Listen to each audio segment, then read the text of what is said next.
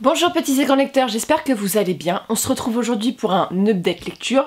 Avant de commencer cette update lecture, il faut savoir que normalement, quand je vous sors la vidéo, je suis à Lisbonne. Voilà, j'ai pas pris de vacances cet été, mais j'ai pris quelques jours là pour des questions de calendrier et de personnes qui pouvaient être disponibles ou non. Donc je serai à Lisbonne et dès que je reviens, j'envoie les colis. Imaginez-moi au soleil avec des baskets en train de crapahuter pour essayer de voir des choses parce qu'a priori Lisbonne c'est un véritable parcours du combattant. Bref, je n'ai jamais été à Lisbonne donc ça serait une belle découverte. Freya vient encore de monter sur le siège et va encore défoncer le siège. Freya, voilà. Couchez! Il est 8h du mat, pourquoi être aussi énervée dès le matin? Moi je te le dis hein. Voilà, la meuf s'entraîne pour le parcours quand même, là elle est prête à faire les yamakasi. Et donc je commence avec cette update lecture avec 3 romans.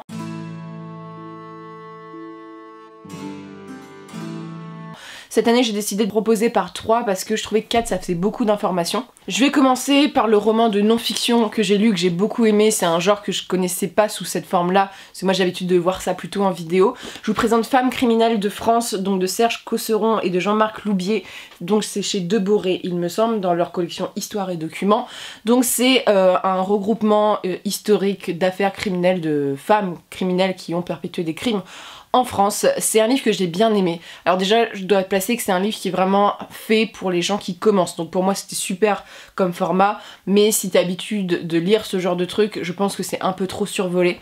Donc il y a différents portraits de femmes. Ça se situe du 19e jusqu'à chez nous. Donc Marie Lafarge, donc en 1840, jusqu'à Jacqueline Sauvage, voilà, que vous connaissez sans doute tous. Donc qui est une affaire célèbre sur une femme qui a qui a tué son mari. Et donc, pour se défendre, bien sûr pour se défendre. Et donc on a plusieurs portraits de femmes. Alors à chaque fois ça se présente sous une forme particulière. On a le portrait si on l'a, parce que quand on remonte au 1840 et tout c'est plutôt des esquisses et on n'est pas sûr forcément que ce soit vraiment la réalité. On a le nom un peu racoleur qui est donné, la date et le procès. On a une partie biographie sur l'enfance, c'est toujours important, l'affaire et ensuite le procès et les répercussions du procès. Et il y a une petite chronologie ensuite qui récapitule un peu tout. C'est un roman qui était vraiment intéressant parce que c'est une façon de présenter les criminels auxquels je m'attendais pas. Je pensais que ça allait être plus racoleur avec des crimes hyper sanglants, hyper violents dans le choix qui a été fait et je trouvais ça assez intéressant. Toutes les femmes qui ont été sélectionnées, il y a bien plus de femmes qui ont commis des crimes en France, hein. Il y a une volonté de choisir des femmes qui ont eu un intérêt. Du moins, ça dénonce des faits de société. À chaque fois, tu vois que ça répond à une question sociétale. Donc que ce soit notamment des femmes battues, ça c'est quand même assez la chose qui revient. Ce sont des femmes qui ont soit été battues, soit trompées, soit notamment dans le temps ancien, on leur a promis, il y a eu des mariages qui ont été faits de façon pas très correcte, on va dire. Bon bref, c'est plein de choses comme ça. Donc il y a ce type de portrait là où à chaque fois on a vraiment, ce qui est super, moi c'est ce que j'ai vraiment adoré dans le livre, une volonté de remettre dans le carcan historique, d'expliquer. Il y a notamment une femme qui a tué un opposant politique à son mari parce qu'il avait nui à leur réputation, bref, plein de choses. Il y a aussi beaucoup de choses qui sont intéressantes sur, par exemple, il y a une autre femme au niveau politique qui a assassiné un homme, je crois que c'était son mari, ou c'était son mari, parce qu'il était violent avec elle et ça a eu beaucoup de répercussions en France parce que c'était un homme politique. Bref, il y a plein de faits comme ça qui sont importants. On remet en avant aussi la jurisprudence. Et ce qui est quand même assez intéressant, c'est ce qui m'a quand même fait tiquer. On a relâché énormément les femmes, voilà, dans l'ancien temps. On était beaucoup plus indulgents que maintenant. On a tendance à être beaucoup plus sévère, notamment sur les crimes passionnels. Et avant, ce qui était assez drôle, et c'est pas drôle parce que c'est sexiste, mais on jugeait beaucoup les femmes à comment elles se comportaient dans les tribunaux, comment elles s'habillaient, si elles étaient jolies ou pas, ça jouait dans le procès. On a l'impression d'être dans une autre sphère. Voilà, donc au niveau procès et tout, moi ça m'a intéressé. Donc on a autant les sœurs Papin que vous connaissez sûrement si vous êtes intéressé. On a aussi plein d'affaires dont on sait pas vraiment si elles sont coupables ou pas.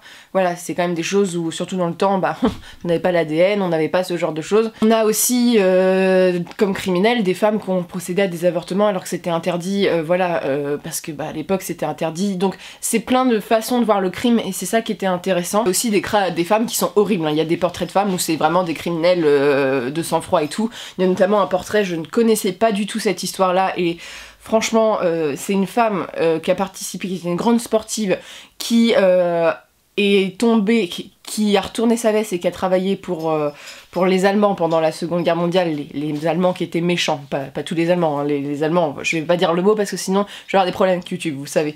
Mais elle s'est retournée et en fait elle torturait des femmes et tout.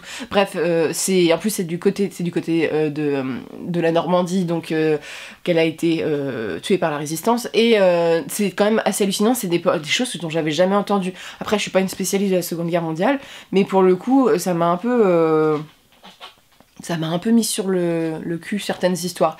Donc voilà, très sympa. Je pense que je vais lire d'autres récits. Le seul truc, et c'est le seul truc qui m'a frustrée, c'est que j'en attendais un peu plus au niveau de la biographie, de la recherche. Et je pense que ça c'est ma faute parce que je regarde certains youtubeurs de true crime, j'en regarde peut-être 3 ou 4 en tout. Et en fait, c'est des gens qui font du très bon travail, que ce soit en termes de recherche et tout, ceux qui présentent, parce que t'as tout hein, dans cet univers sur YouTube, mais que je parle de Victoria, que je parle de Max Guys, c'est des gens qui font énormément de recherche, donc en fait c'est beaucoup plus poussé que ces petits livres qui sont des recueils qui donnent envie. Donc voilà, j'aurais préféré avoir quelque chose d'un peu plus approfondi, mais c'est un bon balayage. Je vais en acheter d'autres de cette collection-là parce que ça me permet de voir les affaires qui m'intéressent et de potentiellement un peu plus creuser. Et voilà, et c'est racoleur, comme dans tous les livres un peu enquête criminelle, mais c'est quand même, là pour le coup, historique, voilà, on fait pas non plus de grandes allégations sur des choses qui ne sont pas passées, on met toujours entre guillemets s'il y a des choses qui se sont vraiment passées ou pas, parce qu'il y a des moments où on sait pas en fait, si elles ont été coupables ou pas, c'est la justice, entre la vérité et la justice n'est pas la même chose. La justice est être équitable ou juste, la justice est juste, c'est pas forcément non plus la même chose. Donc un plaisir, c'est pour ça que je n'ai pas continué le droit. Je suis désolée, Freya est en train de jouer avec son panier par terre, mais je ne vais pas la couper pour ça. Donc très sympa si vous êtes intéressé par ça.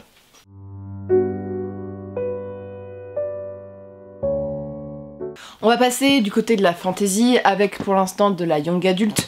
C'est un livre que j'avais envie de lire parce que la série Netflix m'avait bien plu. C'est un livre pour moi qui a un parcours un peu difficile parce que le tome 1 j'ai dû m'y reprendre entre 3 et 5 fois pour le lire. Pas parce que c'était difficile mais parce que je ne trouvais pas d'intérêt. Et autant le tome 1 j'avais bien aimé l'intrigue, autant là le tome 2 j'étais un petit peu déçue en fait par l'intrigue. Il y a des choses qui sont bonnes, il y a des choses qui m'ont plu, mais au niveau intrigue, histoire, c'est un peu là où ça a pêché. Donc je parle du tome 2 de Six of Crows de Leigh Bardugo, une histoire de gredin, on peut dire, donc en fait de 6 personnages qui sont un peu, oui, pas des mafieux, mais des gens qui ne sont pas bien réputés, qui vivent dans une ville. Et donc on suit Kaz qui est le chef, on va dire, d'un lieu de jeu. On suit Inej qui est son araignée, donc c'est une Grisha, c'est-à-dire qu'elle a certains pouvoirs. Dans ce monde, c'est le même univers que Grisha, donc le Grishaverse. Elle a certains pouvoirs. On suit Jesper qui est très doué avec des fusils. On suit Willan qui lui a un père un peu particulier, on peut dire ça. Et on suit c'est Mathias qui est donc un garçon qui vient d'un peuple très belliqueux. Et on suit Nina qui est un personnage gros, je tiens à le dire parce que c'est un truc que je vais souligner plus tard dans le livre, qui est aussi une Grisha de grand pouvoir, et donc dans le tome 1 il va être envoyé pour une mission, pour aller quelque part de très dangereux, et le problème c'est que je vais essayer de faire en sorte de pas faire de spoiler parce que c'est vraiment une suite. Donc il y a quelque chose qui se passe à la fin du tome 1 et le but est de retrouver un des personnages, voilà, qui a été enlevé. Et c'est assez perturbant parce que moi je pensais que c'était un tome 2, mais a priori c'est une fin, même s'il y a plein de gens qui pensent qu'il y aura un tome 3. En fait, je vais commencer par le négatif et on passera par le positif après. J'ai trouvé l'histoire beaucoup moins intéressante que le tome 1, on avait un véritable enjeu et tout. Là, on a un petit but pour un petit but pour un petit but. Et en fait, c'est quand même un tome vu comme un tome quand même assez conclusif. Donc je suis un petit peu déçue par l'intrigue en soi, que j'ai pas trouvé palpitante, que j'ai pas... Loin de la hauteur du tome 1, voilà, il y a moins d'action, c'est moins palpitant. Donc je dois dire ça. Il y a certaines choses qui m'ont un petit peu gênée, notamment les bonnes choses qui étaient traitées dans le tome 1. Je comprends pas pourquoi l'autrice a décidé d'en parler ainsi dans le tome 2. Je vais prendre le personnage de Nina. Alors Nina, c'était vachement bien dans le tome 1, c'est un personnage qui est décrit comme grosse, parce que c'est une femme, et qui est décrite comme super séduisante, qui attire beaucoup les hommes, ce qui n'est pas forcément très répandu, et ce qui est surtout un super message pour de la young adulte, parce qu'il faut savoir que ça s'adresse aux ados quand même. Donc ça sort un peu du carcan de la petite pom-pom girl ou de la fille toute menue qui séduit le footballeur qu'on peut voir dans certaines romances. Et dans le tome 2, il y a une réflexion, alors j'ai pas noté la page, où ils disent qu'elle a perdu du poids et tout. Donc je trouve ça quand même dommage quand on met un personnage hyper positif, qu'on met en avant une femme puissante et grosse pour en faire en fait un personnage positif parce qu'elle perd aussi du poids. Bref, j'ai trouvé ça dommage. Voilà, c'est des petits détails comme ça. Les romances dans le récit, notamment, je peux pas vous spoiler, mais il y a une romance homosexuelle dans le récit. Je trouve qu'elle est un peu mal gérée, pour tout vous dire. C'est un peu cliché, voilà, sur comment c'est traité. Donc c'est un peu les petits points négatifs que j'aurais à dire. Vraiment l'intrigue est pas très intéressante, donc le livre en soi n'est pas très intéressant.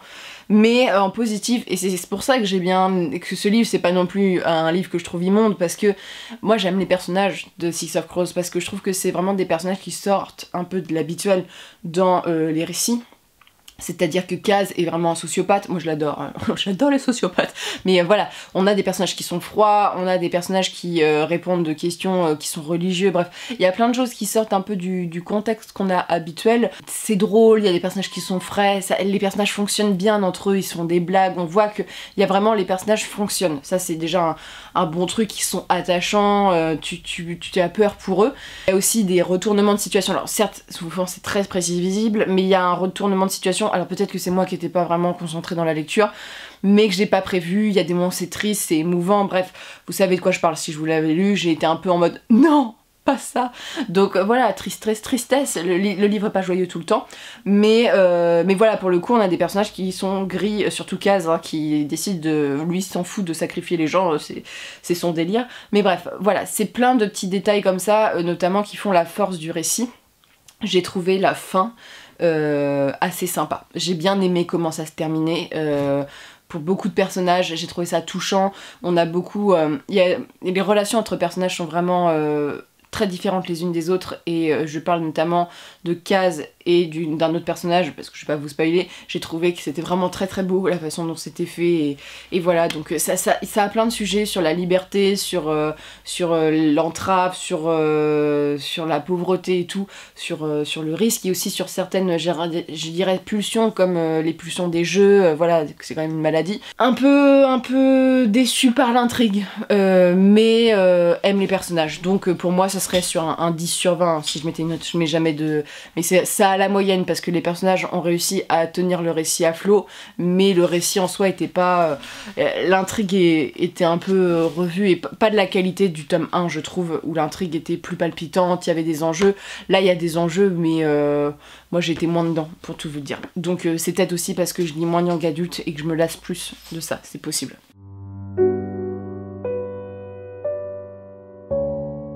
Et enfin, je vais vous présenter un Terry Pratchett. On présente toujours un Terry Pratchett, presque par update lecture. Donc je vous présente Les Zinzins d'Olive Wed. Terry Pratchett, ici, va traiter de la question du cinéma, et non du Far West, que comme je vous avais dit, je sais pas, je trouvais que ça se dit Far West. Non, c'est du cinéma. Donc Les Annales du Disque Monde, je le répète pour ceux qui ne connaissent pas, c'est une série de livres qui se lit par cycle, et qui est donc de la fantasy humoristique. Pratchett est le roi de la fantasy humoristique, on va pas mâcher nos mots. Et donc, ici, on continue, alors même si on traite des mages, je crois que c'est un nouveau cycle, et ça fait partie du cycle des inventions, bref, il y a un cycle exprès pour ça.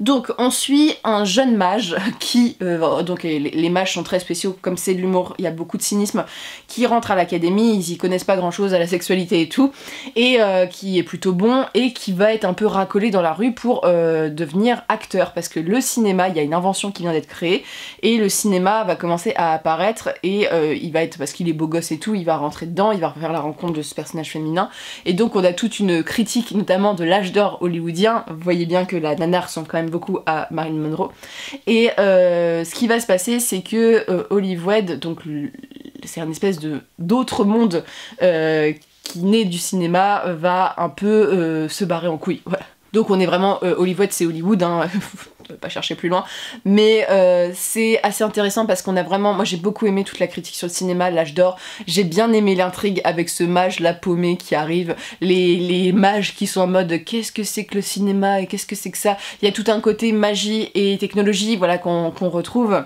il y a plein de références cinématographiques, les personnages sont attachants, même le personnage féminin est assez drôle, voilà, parce que la fin fait très Ghostbuster d'une certaine manière, mais ça part en cacahuète et c'est très grandiloquent et voilà, les messages sont quand même là, ils sont quand même assez visibles, mais c'est en même temps un hommage à l'âge d'or hollywoodien tout en étant un peu une critique de la technologie et une critique du cinéma et tout ça, et il y a plein de pics, il y a plein de références et c'est ce que j'ai aimé dedans, même si tu connais pas grand chose, il y a quand même des références à des grands films. On va avoir des animaux aussi pour cette fois-ci qui vont intervenir dans le récit. Et pour le coup, comme celui-ci, et il y a quand même de la lecture, tu as le temps de développer l'histoire, tu as le temps de développer tes personnages. Là, pour le coup, c'est quand même beaucoup de nouveaux personnages, même si on retrouve les mages et tout ça. Et en plus, ça permet aussi d'avoir de retravailler l'univers voilà, des villes importantes du Disque Monde. Et vraiment, celui-ci est plutôt sympa parce que il est fourni de références. Vraiment, pour le coup, c'est un, je pense, qui est le plus fourni en référence avec Sorcellerie. Vraiment un livre là qui est pour le coup cynique mais drôle et en même temps attachant au niveau de... On voit que c'est quand même un amour du cinéma qui est présenté d'une certaine manière et ça m'a convaincue parce que moi j'ai pas connu cette période là. Quand j'ai regardé Once Upon a Time in Hollywood de Tarantino, on voit qu'on parle un peu de la même période et tout, donc c'est plutôt cool, donc je vous le conseille. Et la scène de fin, voilà, de comment ça s'emballe est quand même oufissime. Moi j'ai beaucoup aimé comment ça partait et vraiment je vous le conseille. Celui-ci est cool, vous pouvez même le lire sans avoir lu les autres livres. Et celui-ci il est assez indépendant parce qu'il me semble qu'il ouvre un autre cycle, donc il est plutôt sympa, même si on retrouve pas nos personnages habituels. C'est simplement ce que je dois dire, c'est que moi je me suis attachée à Rincevent, je me suis attachée aux sorcières, je me suis attachée à la mort et tout, et là on les retrouve pas vraiment, voilà, ils sont pas super présents, donc il y a ce petit manque d'attachement de personnage, mais sinon c'était vraiment très très bien.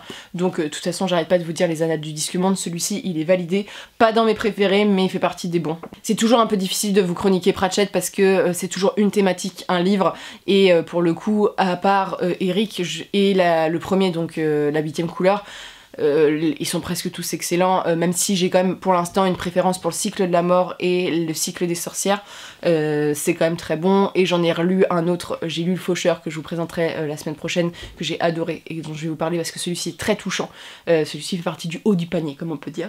Et sur ce je vous souhaite de très bonnes lectures, une très bonne journée, n'hésitez pas à me dire ce que vous avez lu et ce que vous me recommandez comme d'habitude, et je vous souhaite de très bonnes lectures. Moi je suis sûrement en train de suer comme un petit veau pour monter voir les trucs à Lisbonne. On se retrouve dimanche pour une prochaine vidéo.